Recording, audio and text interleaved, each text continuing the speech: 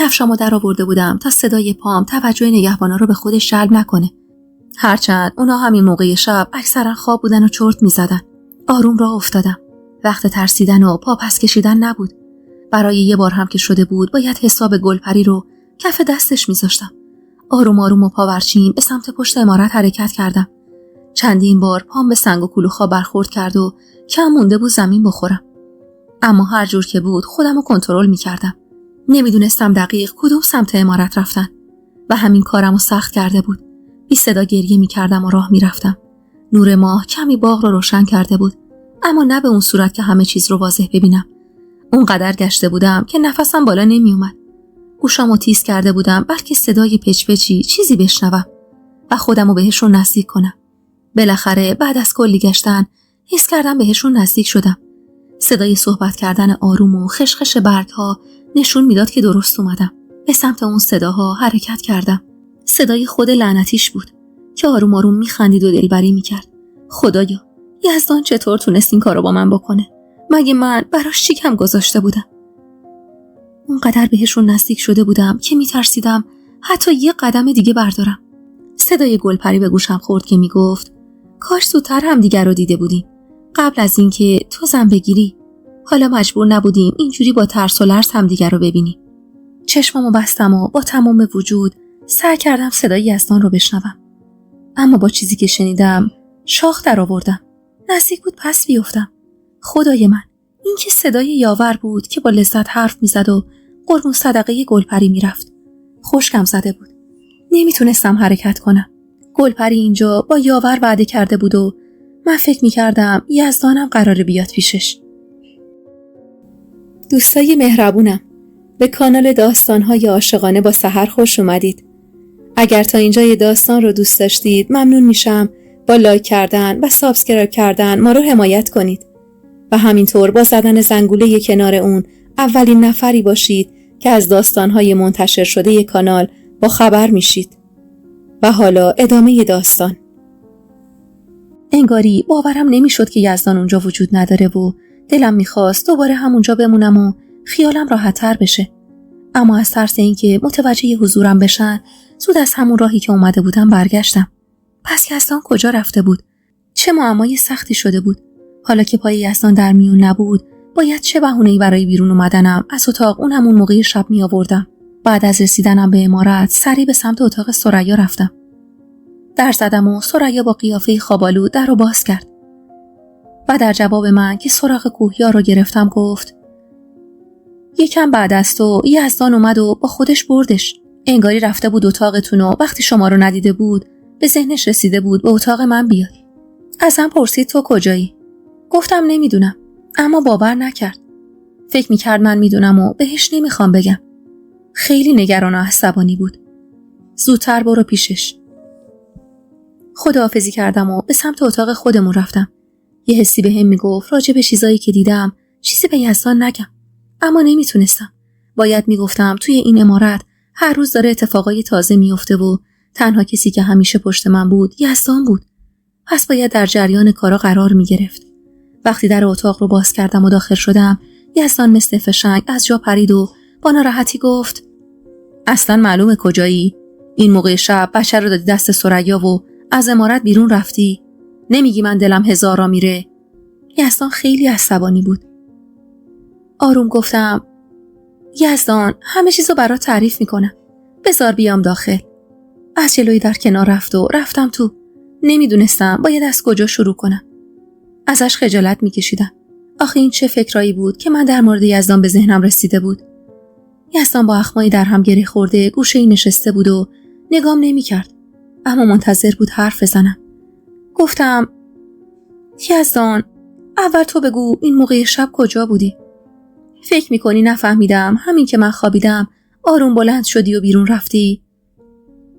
با عصبانیت و خشم گفت سیمین، گفتم بگو ببینم کجا بودی؟ تا حرف نزنی من چیزی نمیگم. نشستی اینجا به جایی که جوابمو بدی منو سینجیم میکنی؟ کنارش نشستم و گفتم ببین یزدان همه چیز به بیرون رفتن تو مربوطه. پس جون من بگو کجا رفته بودی؟ نفس عمیقی کشید و کلافه دستی توی موهاش برد و گفت من الان 10 روزی هست که هر شب این موقع ها از اتاق بیرون میرم. چون اسبم حامل است و حالش خوب نیست. درسته به اصغر سپردم، چشم ازش بر نداره. اما تو که میدونی من چقدر دوستش دارم. باید حتما قبل از خواب بهش سر بزنم تا خیالم راحت بشه. این اصغر دیگه پیر شده و میترسم وقت زایمانش بشه و اصغر نفهمه. اما نمیخواستم تو رو هم نگران کنم. واسه همین شبا که میخوابیدین آروم میرفتم یه سر بهش میزدم و میومدم. حالا بگو ببینم بیرون رفتن من چه دخلی به این رفتار تو داره که این موقع شب از اتاق زدی بیرون و بچه رو بردی دست ثریا سپردی؟ انگاری خیالم راحت شده بود. یکم آروم شده بودم و گفتم به جان من راستشو میگی؟ با کلافگی گفت تا حالا کی بهت دروغ گفتم؟ بگو ببینم کجا بودی؟ قلبم محکم به سینه میکوبید و نمیدونستم عکس العمل یزدان چیه. اما همه چی رو براش تعریف کردم. از شنیدن صحبت‌های اعظم و گلپری تا رفتم به پشت عمارت و دیدن یاور و گلپری. هرچی میگفتم یزدان متعجب‌تر میشد و در آخر طاقت نیاورد و گفت تو چطور تونستی اینجور فکرایی در مورد من کنی؟ چرا پا شدی این موقع شب رفتی پشت عمارت؟ نمیگفتی شاید همه اینا نقشه باشه و بلایی سرت بیارن؟ یعنی تو هنوز بعد از این چند سال به من اعتماد نداری؟ آدمای این عمارت رو نمیشناسی؟ آروم و خجالت زده گفتم چرا یزدان؟ من به تو اعتماد دارم اما به گلپری ندارم. از اون مار 7 خط همه چی برمیاد. گفتم شاید تو رو فریب داده باشه. یزدان سری تکون داد و گفت یاور انگار عقلش رو از دست داده. گفتم یزدان الان باید چیکار کنی؟ شونه ای بالا انداخت و گفت هیچی سیمین، به ما چه؟ اتفاقا بهتره. بذار یاور و گلپری بیشتر با هم تاب بخورن تا کلثوم بفهمه سزای دشمنی و چاه کندن برای بقیه چیه. گفتم یعنی همینجوری دست بذاریم روی دست؟ یزدان من از گلپری میترسم. یزدان چشمشو ریز کرد و گفت ازش میترسی و این وقت شب توی عمارت راه افتادی دنبالش؟ خودمو مظلوم کردم و گفتم خب ببخشید دیگه، به خدا دست خودم نبود، حسابی به هم ریخته بودم. این گلپری بدزاد به خاطر دشمنی با من همه کاری میکنه. یزدان با تأکید گفت سیمین اگه یه بار دیگه بدون حرف زدن با من کاری انجام بدی دیگه کاری باهات ندارم، میفرستمت خونه آقات. خودت این آدما رو خوب میشناسی اما بازم دنبالشون راه میافتی. چشم میگفتم و قائل ختم به خیر شد. اما من نمیتونستم از فکر یاور و گلپری بیرون بیام. نکنه گلپری خودش رو به یاور ببنده و عروس این عمارت بشه. وای خدا نکنه. شک ندارم که خان همچین اجازه رو به یاور نمیده.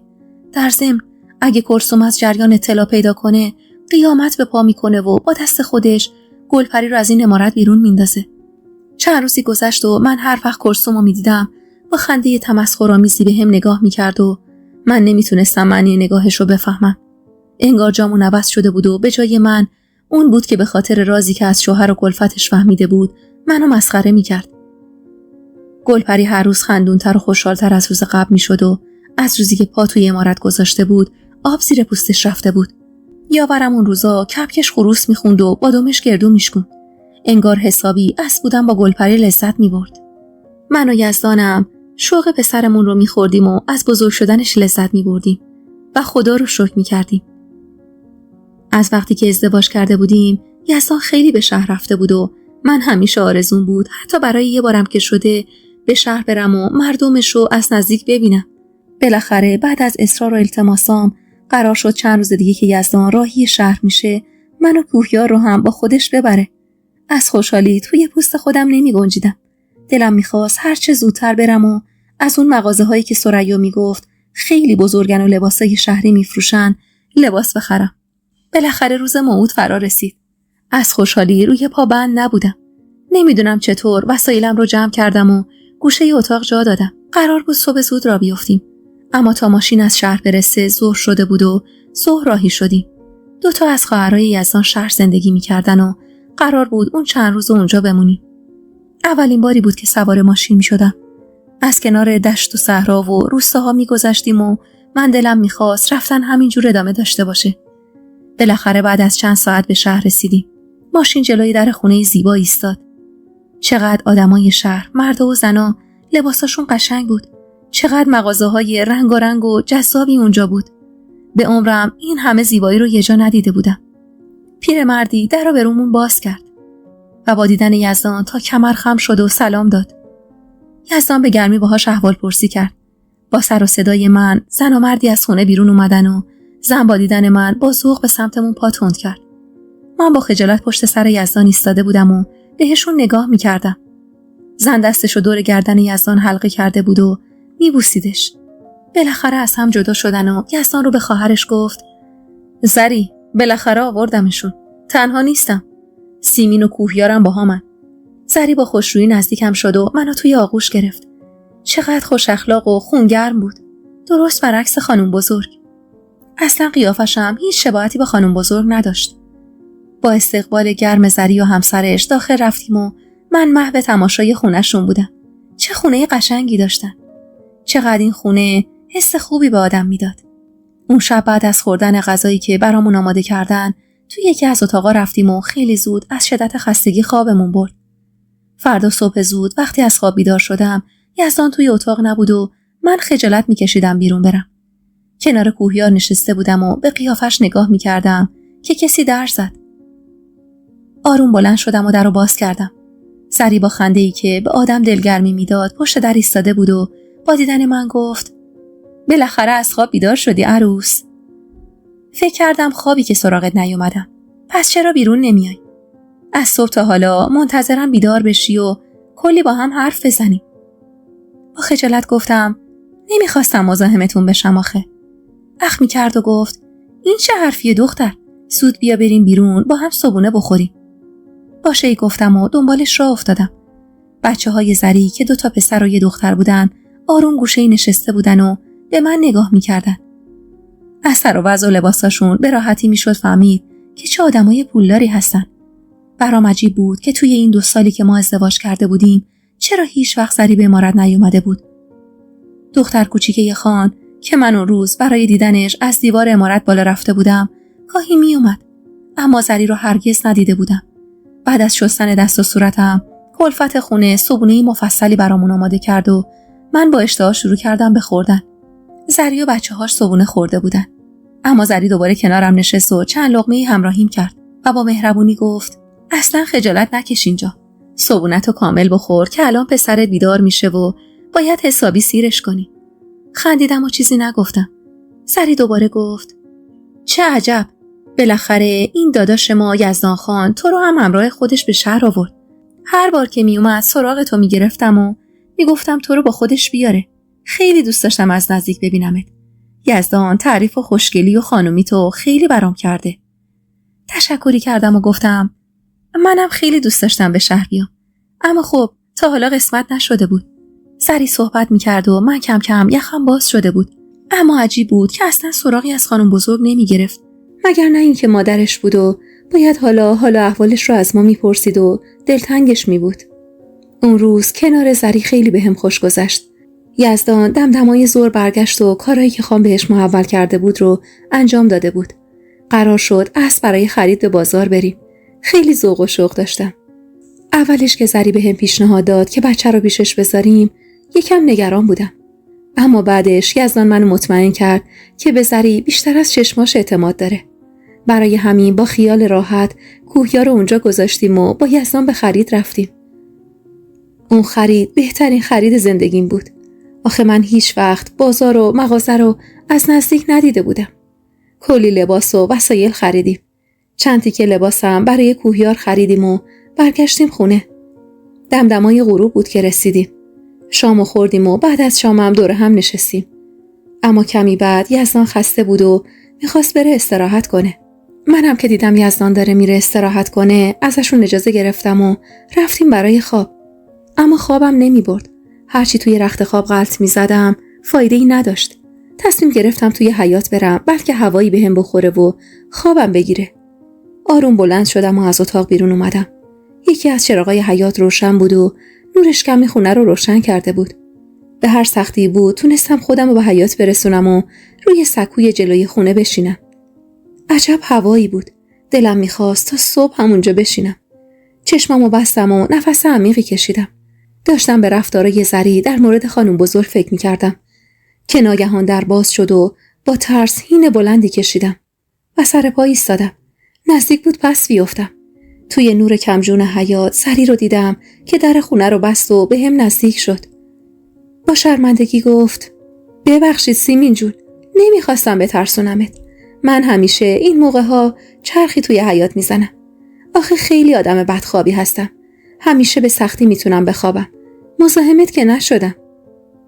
با هول گفتم: نظری جون، چه مزاحمتی؟ اتفاقا منم از بیخوابی به حیاط پناه آوردم. زری روی سکو کنارم نشست و گفت: اگه میدونستم بیداری خودم دنبالت میومدم تا یکم با هم حرف بزنیم. از دست این مردا که نمیشه راحت حرف زد. خندیدم و چیزی نگفتم، اما دل تو دلم نبود تا بحث خانم بزرگ رو پیش بکشم و سر از کارشون در بیارم. یعنی خانم بزرگ حتی دختر خودش رو هم رنجونده بود، اونم به این شدت که دخترش حتی حالش رو از ما نپرسیده بود. توی همین افکار بودم که زری آهی کشید و گفت: سیمین، چه خبر از امارت؟ ثریا حالش چطور بود؟ خوشحال از این که خودش بحث رو وسط کشیده گفتم: امارت که مثل همیشه است. ثریا هم خوبه. خیلی زن خانومیه و حسابی هوای من و کوهیا رو داره. نگاهی بهم کرد و گفت: وقتی ثریا توی اون امارت اومد من ازدواج کرده بودم و اینجا بودم. اما بعدش چند باری با خان اومد و پیشم موند. خیلی دوستش دارم. مظلومیتش منو یاد مادرم میندازه. با تعجب گفتم: یاد خانم بزرگ؟ نگاه متعجبی بهم کرد و گفت: کی گفته اون افریت مادر منه؟ با ترس گفتم: ببخشید، حرف بدی زدم. سری چشماشو بست و سعی کرد کمی آروم بشه. حسابی گیج و منگ شده بودم. چه اتفاقی بین زری و خانم بزرگ افتاده بود که اونقدر ازش متنفر شده بود؟ سری دوباره به هم نگاهی کرد و گفت: سیمین جان، اون مادر من نیست. مادر من یه فرشته پاک و معصوم بود که افتاد زیر دستای کثیف اون زن. به سختی دهن باز کردم و گفتم: یعنی مادر شما یکی دیگه بوده؟ شما خواهر واقعی یزدان نیستید؟ این بار زری با دهنی باز به من نگاه کرد و بعد از کمی مکث گفت: یعنی میخوایی بگی تو نمیدونستی؟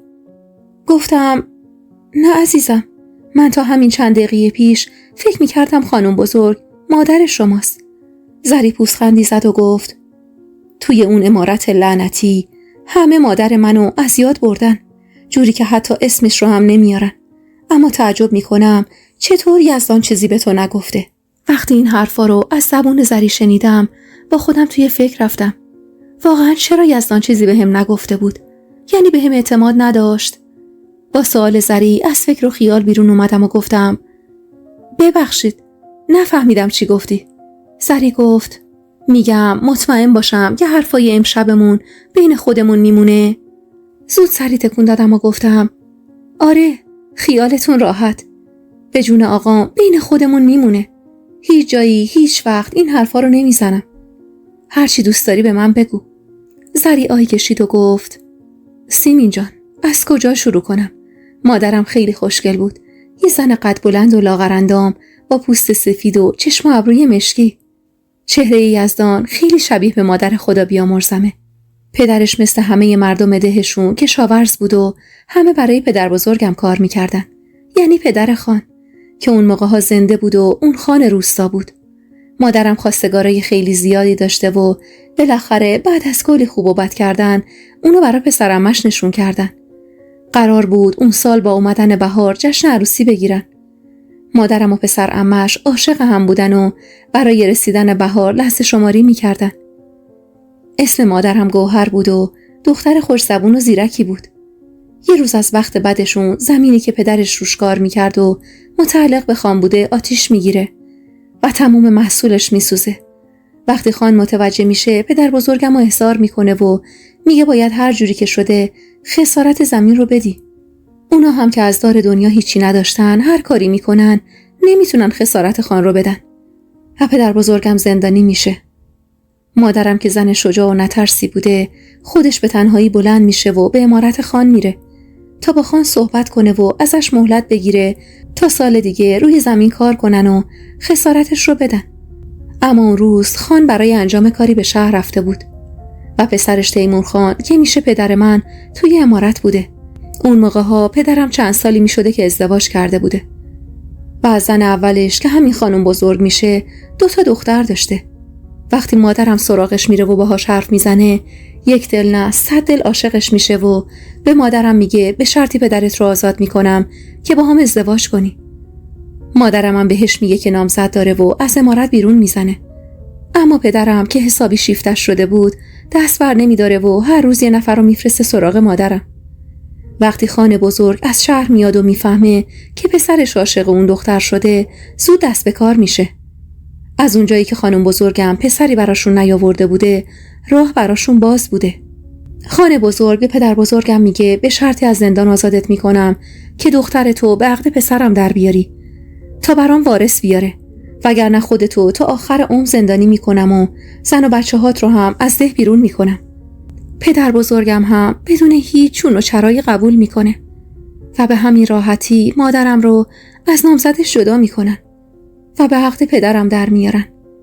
خانم بزرگ که دختر یکی از خانهای خیلی قدرتمند دههای اطراف بوده، با شنیدن خبر ازدواج شوهرش بچه هاش رو به حالت قهر ول میکنه و مدتی به خونه پدرش میره. اما بعد از مدتی که کسی سراغش رو نگرفت، با پای خودش به عمارت برمیگرده. کم کم وقتی متوجه عشق پدرم به مادرم میشه، حسادتش گل میکنه و شروع میکنه به دشمنی و آزار دادن مادرم. مادرم هم چون زن نترس و شجاعی بوده، همیشه جلوش میستاده و اجازه ظلم بهش نمیداده. همین باعث شده بود خانم بزرگ از هر راهی برای اذیت کردن مادرم وارد بشه. 1 سالی بعد از ازدواج مادرم خانم بزرگ حامله میشه و چند ماه بعد از اونم مادرم میفهمه که حامل است. خانم بزرگ چندین بار سعی کرده بود بچه مادرم رو بکشه، اما هر بار شکست میخورد و موفق نمیشد، تا اینکه خانم بزرگ فارغ میشه و یاور رو به دنیا میاره. از اون روز به بعد خانم بزرگ قدرتش بیشتر شد و قسم خورده بود هر جور که شده مادرم رو از اونجا بیرون کنه. چند ماه بعد مادرم زایمان میکنه و من به دنیا میام تا خانم بزرگ از خوشحالی روی پای خودش بند نباشه. مادرم تمام این مشکلات و سختی‌ها رو به جون میخرید و هیچ وقت خم به ابرو نمی آورد. من 5 سالم بود که مادرم دوباره حامله شد. همه چیزو کامل به یاد دارم. روزایی که خانم بزرگ توی غذای مادرم حتی سم هم میریخت تا هم خودشو هم بچه رو بکشه. اما هر بار به طرز عجیبی مادرم جون سالم به در میبرد. انگار خدا هوای مادرم رو داشته. بالاخره مادرم با هر سختی بود دوران بارداری دومش رو هم سپری کرد و زایمان دومش رو انجام داد و این بار یزدان به دنیا اومد تا خاری بشه توی چشم خانم بزرگ. اما خانم بزرگ از این میترسید که مادرم دوباره باردار بشه و پسر به دنیا بیاره و جای اونو بگیره. یزدان 1 سالش بود و من 7 ساله بودم. اون روز شوم همیشه توی ذهنم هست، همیشه جلوی چشمامه. وقتی مادرم یزدان رو به من سپرد تا برای انجام کاری بیرون بره و زود برگرده، اما نمیدونستم که اون آخرین باریه که مادر معصوم و بیگناهم رو میبینم. زری به اینجا که رسید مثل ابر بهار گریه میکرد. منم قطره اشکی از چشمم فرو ریخت. ازش خواستم اگه باعث ناراحتیش میشه ادامه نده، اما سری تکون داد و اشکاشو پاک کرد و دوباره شروع کرد به تعریف کردن. سیمین جان، داشتم میگفتم. ظهر بود که مادرم از خونه بیرون رفت. یزدان را افتاده بود و حسابی اذیت میکرد. بغلش کردم و از اتاق بیرون رفتم تا اونو پیش بیبی ببرم. بیبی مادر بزرگم بود و خیلی ما رو دوست داشت. خیلی از این اتفاقاتی رو که الان دارم برات تعریف میکنم بعدها از زبون بیبیم شنیدم. وقتی یزدان رو پیشش بردم با دیدن بچه گفت: دخترم، زود باش برو توی مطبخ و کمی شیر گرم برای بچه بیار. پس این مادرت کجا رفته؟ بچه که مرد از گرسنگی. زود بلند شدم و به سمت مطبخ با تند کردم. سری لیوانی شیر گرم گرفتم و از مطبخ بیرون اومدم. اما با دیدن پدرم که موهای مادرم رو توی دستش گرفته بود و دنبال خودش میکشید، موهای تنم سیخ شد. من دختر 7 ساله‌ای بودم که تمام امیدم به مادرم بود و خیلی بهش وابسته بودم و حالا با دیدن وضعیتش نزدیک بود از هوش برم. لیوان شیر رو انداختم و به سمت مادرم دویدم. اما پدرم، اون اجازه نداد و با دست محکم هلم داد. خوردم زمین. مادرم ناله می کرد و پدرم با تمام قدرت موهاشو می کشید و داد می زد. طولی نکشید که حیاط پر از جمعیت شد و همه با تعجب نگاه می کردن. بیبی زود جلو دوید و گفت: تیمور خان، مادر، دیوونه شدی؟ زن بیچاره چه خطایی کرده که اینجوری کتکش میزنی؟ پدرم با خشم گفت: این زن حروم لقمه روزا بچه ها رو ول میکنه. اون وقت میره توی جنگل و صحرا با نامزد قبلیش قول و قرار میذاره. بیبی محکم توی صورتش زد و گفت: این حرفا چیه میزنی نامسلمون؟ این زن از برگ گل پاکتره. همون لحظه خانه بزرگ، پدر بزرگم، توی حیاط اومد و با دیدن جمعیت زود خودش رو به پدر و مادرم رسوند. من عین آدمای شوک زده فقط به مادرم نگاه میکردم که چطور گریه میکرد و توی دستای پدرم اسیر شده بود. خان با خشم مادرم رو از توی چنگ پدرم در آورد و گفت: به جای آبروریزی و قشقرق به پا کردن مثل آدمیزاد حرفتو بزن تیمور. بعدم با بد اخلاقی همه رو پراکنده کرد و مادرم رو داخل برد. پدرم از شدت خشم و عصبانیت سیبیلش رو میجوید و توی اتاق راه میرفت. مادرم مظلومانه گوشه اتاق کس کرده بود و فقط اشک میریخت و گریه میکرد.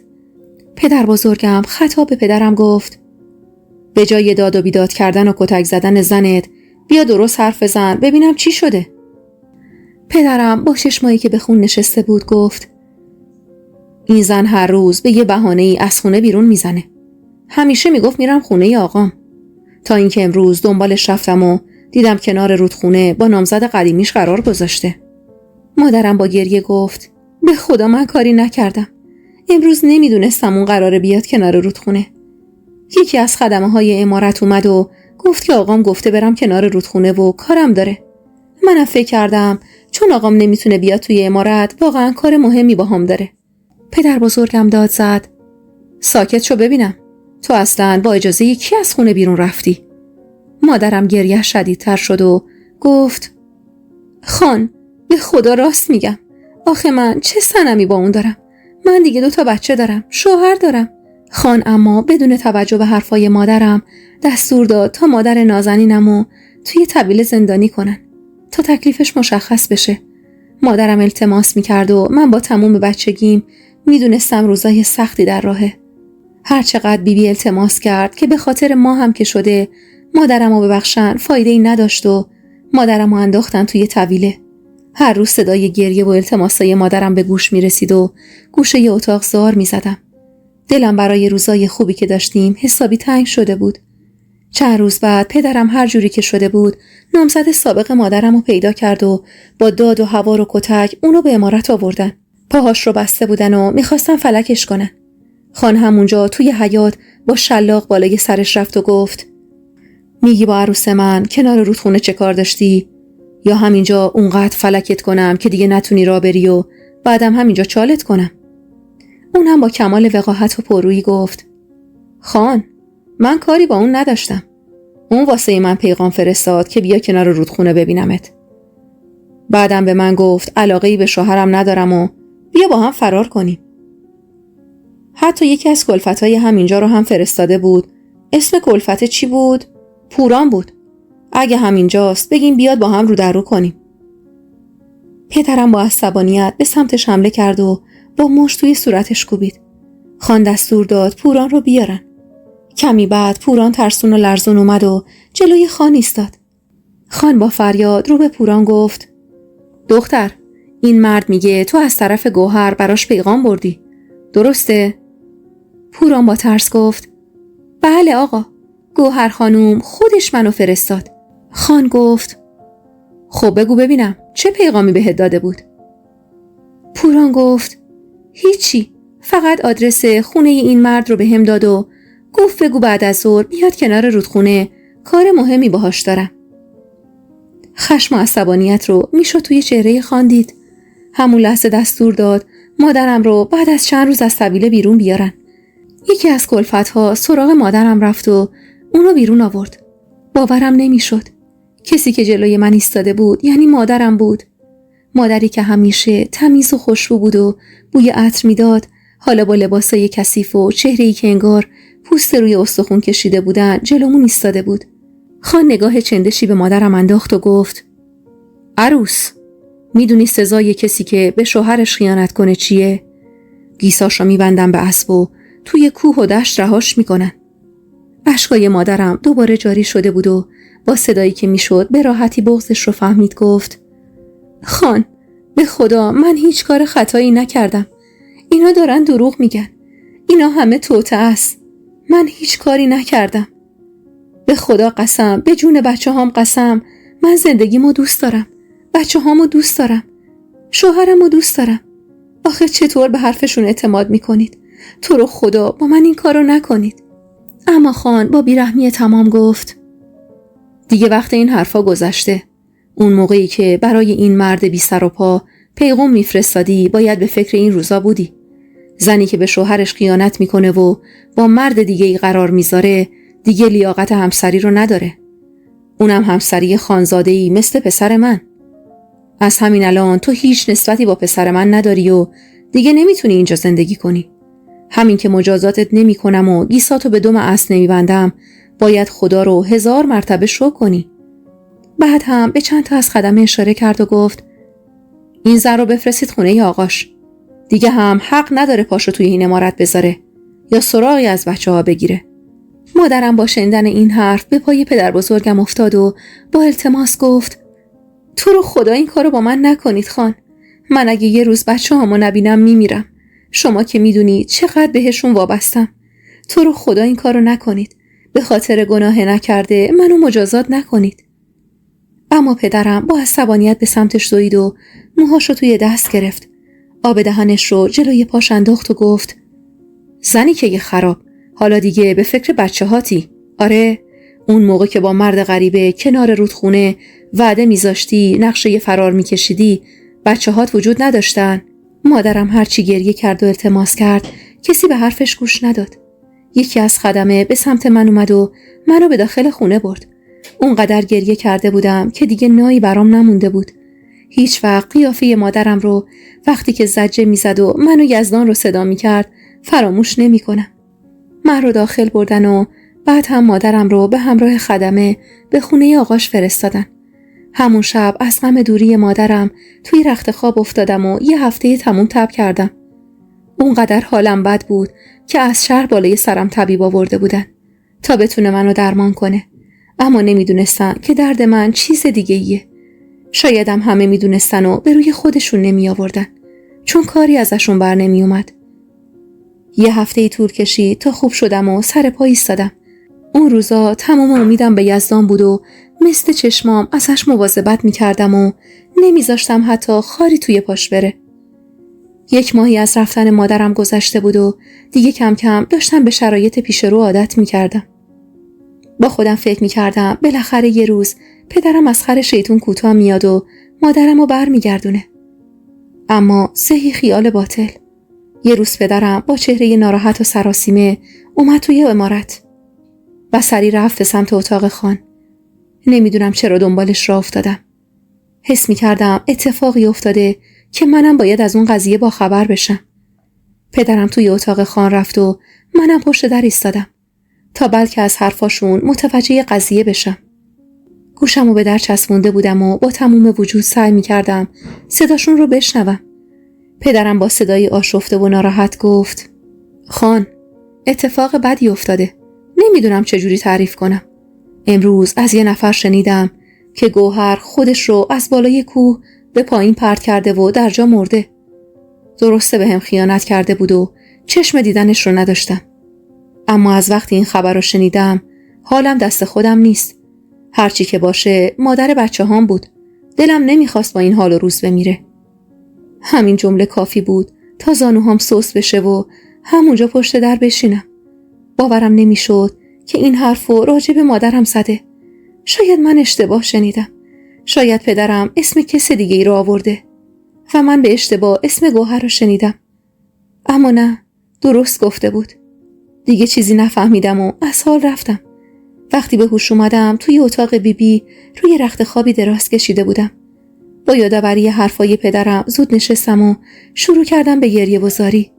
باورم نمیشد مادرمو به همین راحتی از دست دادم. اون تنها کسی بود که همیشه با عشق و محبت به من و یزدان میرسید. بیبی زود خودش رو به هم رسوند و منو توی بغل گرفت. خدایا، مگه من چند سالم بود که باید این همه رنج و عذاب رو تحمل میکردم؟ من الان باید توی آغوش مادرم بزرگ میشدم، نه اینکه توی غم از دست دادنش بسوزم و آب شم. بیبی هم گریه میکرد و خان رو نفرین میکرد که با این تصمیمش باعث مرگ مادرم شده.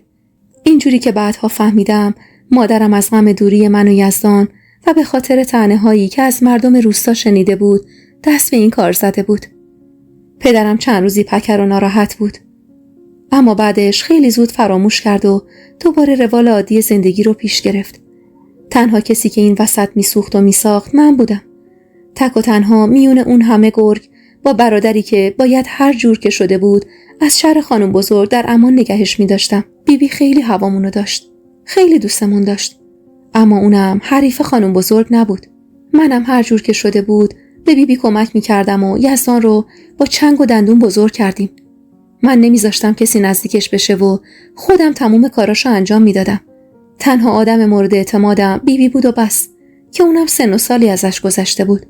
روزها به سرعت برق و باد گذشت و من و یزدانم بزرگ شدیم. یزدان هیچ وقت از اتفاقاتی که برای مادرمون افتاد خبر نداشت. نه من چیزی گفتم و نه اجازه دادم بقیه حرفی بزنن. کلاً حرف زدن در مورد مادرم توی اون عمارت قدغن بود. 15 سالم بود که یکی از دوستای خان از شهر به عمارت اومد و وقتی منو دید چند روز بعد به همراه خانواده‌اش برای خواستگاری قدم جلو گذاشت. خان بزرگ، پدر بزرگم و همینطور پدرم بدون اینکه نظر منو بپرسن قبول کردن و خیلی زود قول و قرار عقد و عروسی رو گذاشتن. دیگه خیالم از بابت یزدان راحت بود و دلم میخواست از اون عمارت لعنتی که از گوشه گوشش صدای ناله های مادرم به گوشم میرسید بیرون بزنم. چند روز قبل از عروسیم بود. با خودم عهد کرده بودم که وقتی از اینجا رفتم هیچ وقت دیگه پامو به اون عمارت نذارم، اما اون مدت همش فکرایی توی سرم میچرخید. دلم میخواست هر جور شده نامزد قبلی مادرم رو پیدا میکردم و هر جور شده بود زیر زبونش رو میکشیدم. یه روز از پدر بزرگم، خان بزرگ، اجازه گرفتم و به بهونه خداحافظی از پدر و مادر خدا بیامرزم که دیگه پیر شده بودن به همراه یکی از خدمتکارای عمارت بیرون زدم. وقتی پشت در خونشون رسیدم شروع کردم به در زدن. طولی نکشید که مادر بزرگم در رو باز کرد و با دیدن من شروع کرد به گریه کردن. میگفت یه لحظه فکر کردم گوهر پشت در اومده. محکم منو توی بغل گرفته بود و گریه میکرد. وقتی فهمید تا چند روز دیگه عروس میشم و از اونجا میرم بیشتر بیقراری کرد. بعد از کلی حاشیه رفتن بالاخره تونستم آدرس نامزد سابق مادرم رو که اسمش غلام بود پیدا کنم و زود از اونجا بیرون بیام. مقداری پول به خدمتکار داده بودم تا راجع به رفتنم به خونه غلام با کسی حرفی نزنه. کمی بعد طبق آدرسی که مادر بزرگم داده بود به خرابه‌ای رسیدم و در زدم. خیلی زود زن جوونی در رو باز کرد. گفتم خانم، غلام خونه است، کارش دارم. با اخ گفت چه کار داری باهاش؟ بعدم نگاهی به سر تا پام کرد و گفت تو چه کاره غلامی؟ گفتم لطفاً به خودش بگید بیاد، من با اون کار دارم نه شما. همون لحظه مرد قد بلندی جلوی در اومد و گفت چی شده صدیقه؟ کیه؟ با کی کار داره؟ صدیقه چینی به پیشونی انداخت و گفت چه میدونم، با تو کار دارن، به من که درست حسابی جواب نمیده. غلام نگاهی به من انداخت و گفت بفرما، چی کار داری با من؟ نفس عمیقی کشیدم و گفتم من دختر گوهرم. چشمش از حدقه بیرون زد و با لکنت گفت دختر گوهری؟ گفتم آره، دختر گوهر، همون که با بیرحمی بهش تهمت زدی و باعث مرگش شدی. صدیقه با کنجکاوی به غلام گفت این چی داره میگه؟ گوهر کیه؟ تو چی کار کردی؟ غلام محکم دست صدیقه رو گرفت و پرتش کرد توی حیاط و محکم در خونه رو بست. دوباره به من نگاه کرد و گفت خب اومدی اینجا برای چی؟ اومدی چوب توی لجن کنی؟ با بغض گفتم آقا غلام، من فقط اومدم از زبون شما بشنوم مادرم بیگناه بوده. من دارم ازدواج میکنم و برای همیشه از این ده میرم. فقط بگو که مادرم پاک بوده و اونا همه نقشه کثیف خانم بزرگ بوده. دیگه نتونستم خودم رو کنترل کنم و زدم زیر گریه. چندین سال بود که این بغض لعنتی توی گلوم گیر کرده بود. غلام نگاه غمگینی کرد و گفت من و مادرت عاشق هم بودیم. درست موقعی که داشتیم برای زندگیمون تصمیم میگرفتیم پدرت اومد و همه چیزو به هم زد. اون نامزد من بود، اما چون خانزاده بود حق داشت نامزدم رو ازم بگیره. اون زندگی منو خراب کرد. گفتم تو که خودت مرد بودی نتونستی جلوی خانزاده بایستی، پس چرا از مادر من انتقام گرفتی؟ اون چه گناهی داشت؟ چشماشو بست و گفت بهم گفتن اگه این کارو بکنم خانزاده اونو طلاق میده و منم بعدش میتونم با گوهر ازدواج کنم. آخه هنوزم عاشقش بودم، اما گوهر نخواست.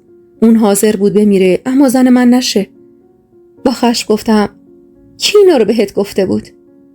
کی گفت اگه اونو طلاق بدی با تو عروسی میکنه؟ گفت میخوای چیو ثابت کنی دختر؟ برو سراغ زندگیت. اگه فکر کردی من حرفی میزنم کور خوندی. من یه غلطی کردم که هنوزه دارم تاوانش رو میدم. تا خواستم چیزی بگم در زد و صدیقه که معلوم بود پشت در فالگوش ایستاده زود در رو براش باز کرد و داخل رفت. حالم خیلی بد بود. همونجا پشت در نشستم و شروع کردم به گریه کردن. کاش مادرم الان زنده بود و توی عروسیم حضور داشت. اما همه اینا فقط یه خواب و رویا بود. دلم میخواست به پدرم ثابت کنم که مادرم بیگناه بوده و در موردش اشتباه کرده. اما با شناختی که از پدرم داشتم میدونستم که اهمیتی به حرفام نمیده. غلامم که معلوم بود حرفی نمیزنه و خودش رو توی دردسر نمیندازه. بعد از اونجا یه راه سر مزار مادرم رفتم و اون آخرین باری بود که تونستم پیشش برم و باهاش حرف بزنم. الان 15 ساله که من پامو توی اون عمارت نذاشتم و نمیذارم. یزدانم که گهگاهی میاد و اینجا میبینمش. دیگه مشتاق دیدار هیچ کدوم نیستم، حتی پدرم. وقتی خانه بزرگ پدر بزرگم مرد هر کاری کردم نتونستم برم. دلم نمیخواست چشمم به قیافه خانم بزرگ بیفته. حتی وقتی که بیبی مرد با تموم خوبی‌ها و محبتایی که در حقم کرده بود نتونستم برم و باهاش خداحافظی کنم. به سری نگاه کردم. چه زندگی سخت و غم‌انگیزی داشته.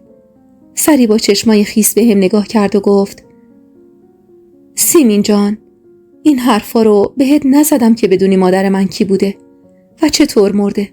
اینا رو گفتم تا چشم و گوشت رو باز کنی. توی اون عمارت کار تو از همه سخت‌تره، چون تو الان کوهیار رو داری. کوهیار که قبل از پسر یاور به دنیا اومده وارث اون عمارت محسوب میشه. باید خوب حواستو جمع کنی. خانم بزرگ آدمی نیست که رو در رو باهات بجنگه. اتفاقاً توی صورتت آدم خوبی به نظر میاد، اما حواست باشه، چون اگر بخواد به کسی ضربه بزنه از پشت بهش حمله میکنه. درست مثل مادرم. نباید مثل آدمای ساده و بی دست و پا بشینی تا هر کاری میخوام بکنن. زرنگ باش. هیچ وقت خودتو قاطی بازیاشون نکن. همیشه و همه جا هر اتفاقی که افتاد اول و آخر به یزدان بگو. بدون اطلاعش قدم از قدم بر ندار. اون شب سری حسابی با هم حرف زد و به هم گفت چه کار کنم. واقعا از خانم بزرگ ترسیده بودم. مطمئنا ساکت نمیشینه تا پسر من جای خان بشینه. هرچند من هیچ علاقه‌ای به این کار نداشتم. دلم میخواست حتی توی یک کلبه کوچیک بدور از تموم اون آدما با یزدانم و بچم زندگی کنم و اونقدر زندگی رو به خودم سخت نگیرم. چند روزی اونجا موندیم و بعد به همراه یزدان راهی ده شدیم. توی اون مدت حسابی به زری عادت کرده بودم. خیلی زن خوب و مهربونی بود و بدون هیچ چشم داشتی با همون خوب بود. وقتی به عمارت رسیدیم یه راست به اتاق خان رفتیم و هدیه‌ای که براش خریده بودیم رو بهش تقدیم کردیم. کوهیار رو محکم توی بغل گرفته بود و میبوسیدش. معلوم بود که حسابی دلتنگش شده. وقتی به اتاق خودمون رفتم خیلی زود ثریا اومد و به هم سر زد. محکم توی آغوش گرفته بودمش. چقدر دلم براش تنگ شده بود. وقتی از اتفاقات عمارت پرسیدم گفت که توی اون چند روز هیچ اتفاقی نیفتاده و همه چیز سر جای خودشه. از وقتی با زری حرف زده بودم دیدم کلاً نسبت به عمارت تغییر کرده بود. انگار توی همون چند روز پخته تر شده بودم. چند روزی بود که دختر کوچیکه خان از شهر اومده بود و مهمون عمارت ما بود. اصلا ازش خوشم نمی اومد. انگار از دماغ فیل افتاده بود. با اینکه خیلی زیبا بود اما غرور زیادیش باعث می شد اصلا به دل نشینه. گلپری هنوزم مثل کنه به کلثوم می چسبید. به گفته ثریا کلثوم هر شب انواع و اقسام داروها رو کماکان به خورد یاور می داد. اما خب فایده ای نداشت.